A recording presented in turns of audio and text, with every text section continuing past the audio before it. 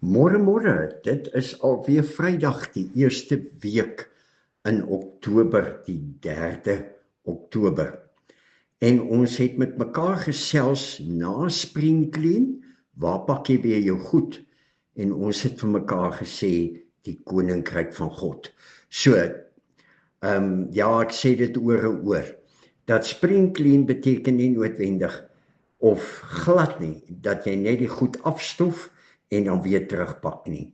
Maar dan moet 'n totale bekering plaasvind, soos ons dit ook dan gestel het, van 'n koninkryk van Israel na 'n koninkryk van God. Ons sluit af vanoggend met Openbaring 3 verse 20 en 21. Dis daai bekende verse wat sê, kyk, sê die Here Jesus, ek staan by die deur en ek klop. As jy oopmaak, sal hy ingaan en saam met jou maaltyd hou. Mag ek 'n bietjie aanpas en sê, as jy oopmaak, sal hy inkom en vir jou Spring Clean doen op 'n renoverende manier, totaal verander. Die moeilikheid is eintlik dat wanneer hy by die deur staan en klop, wat maak ek en jy? Ons probeer eers ons huis aan die kant kry. Ons wil eers weer meer bietjie kerk toe gaan, want die dominee het mos nou gepreek oor bekering, of dit was by 'n evangelisasiekamp of wat ook al. En dan wil ons die Bybel 'n bietjie afstof en ons wil meer kerk toe gaan en ons wil ons lewe so 'n bietjie optats, minder drink en dit en dat en dit en dat. Maar eintlik is ons besig net om ons ou tradisies net af te stof en weer blink te vryf. Nee, as die Here Jesus in jou huis inkom, dan maak hy aan die kant. Onthou, hy het aan die kruis gegaan. Sy lewe gegee, sodat ons kan bekeer, verander, 'n nuwe lewe kan hê, die boom van die lewe. Soos ons geleer het, hy deurgrond grond ons. In God se lig sien ek my sonde raak. Dan wis hy dit uit. Dit staan mos daar in Jesaja en baie ander plekke, dat al was ons lewe soos skarlaken van die sonde, rooi bevlek, hy was dit wit soos wol en soos sneeu. En dan, ja, dan ontdek ons nuwe dinge. Die verlore skaap word gevind en die verlore seun kom huis toe. Daar's 'n ontdekking weer van Christus in my lewe, in 'n nuwe lewe, saligheid, gelukkigheid. Dan kom die beskerming, né, die sekuriteit. Niemand sal hom uit my hand uitruk nie. Niemand sal hierdie verlore skaap uit my hand uitruk nie. Hy sal altyd by my bly. Die Here is my herder. En die laaste een, as ek bid, verlos ons van die bose.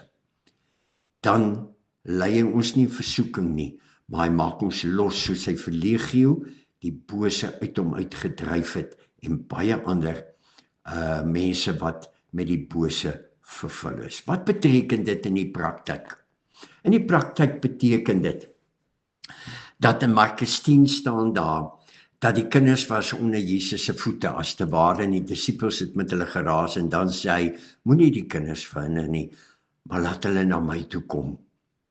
En dan sê hy 'n opmerking, as jy nie soos 'n kind glo nie, sal jy nie in die koninkryk van God kom nie. Hoe lyk 'n kind? As jy die bors gee, drink die kind. As hy gepoef het, ruil jy sy doek om. Dan gaan jy bad. Hy skree, hy wil nie bad nie, elke aand 'n varkie aan, maar as hy eers in die bad sit, wil hy nie uitkom nie. En as hy wil skool toe gaan nie, dan soos my kleinkind gesê het, as die juffrou iets vir hom te sê het, kan hy dit op die plaas kom sê. Nee, dan word hy in die nek gevat en skool toe gevat. Dis soos die lewe is van 'n kind. So is die koninkryk van God, dat God my lewe oorvat. Hoe verander ons, hoe Spring Clean ons na 'n koninkryk van God? Van 'n koninkryk van druk na 'n koninkryk van God. Ek wil dit vergelyk met my vrou as ons kuiermense het. Wat gebeur as daar kuiermense is? Op die oomblik is 2 van ons kleinkinders kuier vir hulle met 'n bruidjie so by ons. Onmiddellik word die kamers reggemaak. Daar word 'n kerspet opgemaak. Daar word handdoeke uitgesit. Daar word skuim in die bad gegooi. Alles vir die kleinkinders. Dit is soos ek moet renoveer, spring clean doen, om van my huis 'n koninkryk van God huis te maak en lewe, waar God alles is en alles gaan oor hom. Here, ons kom bid dat U ons deur U Gees sal lei om van 'n dik koninkryk na 'n koninkryk van God te bekeer, te verander. Amen. Mag jy 'n wonderlike naweek hê. Ons gaan, want ons hou dankfees hier op Go Babas. Mooi loop.